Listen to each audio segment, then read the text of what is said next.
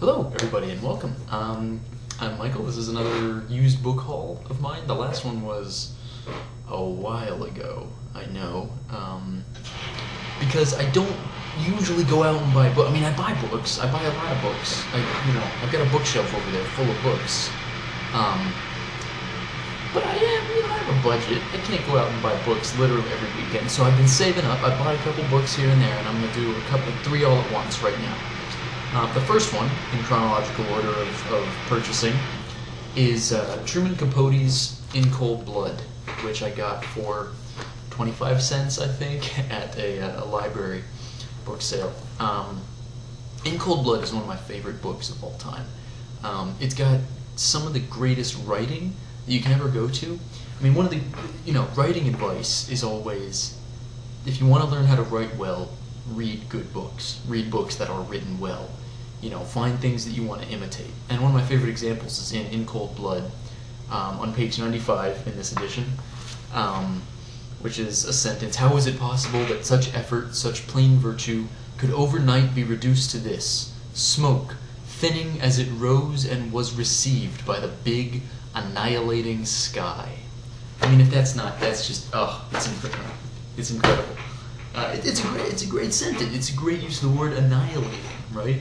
So In Cold Blood, it's one of my favorite books, and I read it like the week after I bought it. I was done reading it again. I first read it for high school, and it was one of those books that I read for high school, but I read way faster because I loved it.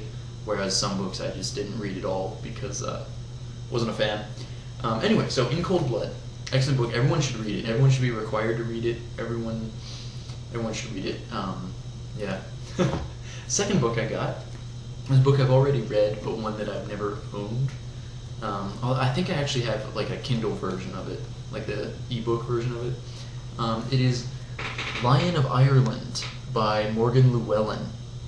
Morgan Llewellyn writes a lot of these sort of Irish historical fantasy novels. She did one called Red Branch, which is a take on the Tales of the Red Branch, which feature Cuchulainn usually, and also the Toyne, which is like this Irish epic. So she's very much about Irish history, and this book is about Brian Boru, who was the first king of Ireland, the first High King of Ireland, and he's this dapper gent pictured here. Yeah, look at that. Yeah, and it even has this really nice inside spread of Brian Boru on his horse, jumping on a bunch of rubes, jumping on a bunch of jabronis, his sword drawn. It's just a great story. Whether you take it, it's not historical it's not a historical account. There's definitely some witchery and fae stuff happening in it. But for the most part, actually, it's a straightforward biography of Brian Boru from his boyhood days to his last days in Ireland. And it's a really great account that's both exciting and makes you want to learn more about Irish history. I read it when I was too young to read it because it does have some sexy scenes and stuff. Reread it in college and discovered that I was not wrong when I remembered it being really good. Lion of Ireland, Morgan Llewellyn. Everyone who likes historical fantasy type stuff should check this out. I think I got this at a Goodwill for like $1. And last but not least, we have the first edition of Bad Moon Rising. It's a little hard to see the cover. Bad Moon Rising, an anthology of political forebodings. This book has a bit of a story behind it. I was doing some research for a blog post, The Whimper of Whipped Dogs, which is actually, hold on a second, let me get you my Harlan Ellison collection. This is my go-to Harlan Ellison reference book. It's this thick, it's like a 35-year collection of his stories. And I wrote a blog post recently about, let me see if I can find the beginning of this story. A story called The Whimper of Whipped Dogs. Alright? I've always loved that story. I first read it in, Deathbird Tales, Deathbird Stories, Deathbird Tales, can't remember the name of it. an anthology of Harlan Ellison stories, which features the story Deathbird, which is incredible, and everyone should read that. Everyone should be required to read Harlan Ellison, like at least one story. But also had The Whimper of Whipped Dogs. But it was first published, Whimper of Whipped Dogs, which is about the Kitty Genovese murder, which for those of you who don't know is the murder where a woman was stabbed to death and had other horrible things done to her in New York in the late 60s, 1968, I think. And it became famous because the urban legend sort of, apocryphal version of the story went that Kitty was stabbed to death while 38 people watched from their apartment windows. Like, she was stabbed to death in the courtyard of her apartment building while people watched and did nothing. Now, there's some question as to the veracity of that, because it sounds like most people didn't know what was happening.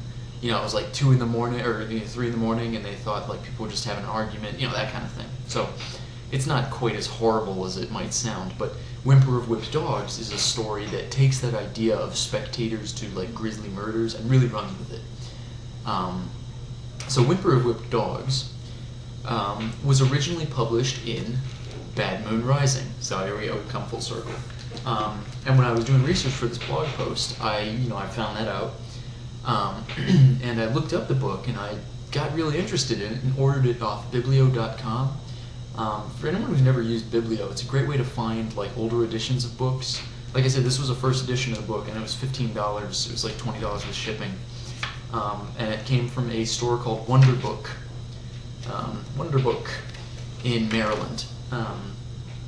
So I might actually try and check that out sometime, like the brick and mortar store, if I get the chance. So anyway, so Bad Moon Rising, it just arrived in the mail today. I haven't had the chance to really read any of the other stories in it, but I know that Whimper of Whipped Dogs is a great story. And the anthology was put together in 1973, and it's supposed to be about the political climate of the time.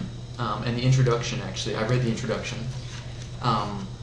And the introduction, 2 pages long here, it talks about not the political climate of the time, although it does mention it.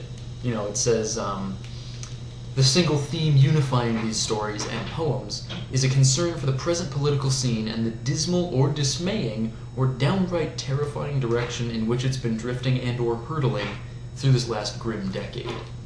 And one of the reasons I bought it was because I'm really curious to read a lot of these stories and poems that are written in a time when people felt really jaded with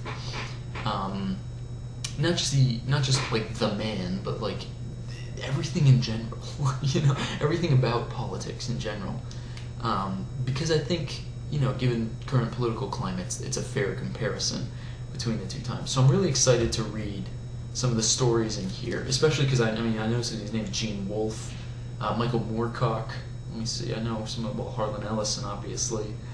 I'm looking forward to reading some of these stories, just because I know if Whimper of Whipped Dogs is any sort of metric to go by, it's probably a good collection. But I haven't had a chance to really dig into it yet. So anyway, but that's it for now. Just those 3 books. I'll let you guys know if I go out and buy any more books or order them from Biblio Online, which is becoming more and more tempting. I might have to do. I've got some on my wish list, like some old issues of Asimov's that I want to collect, Dragon magazine, things like that. So keep your peepers peeled for another video. But for now, take care.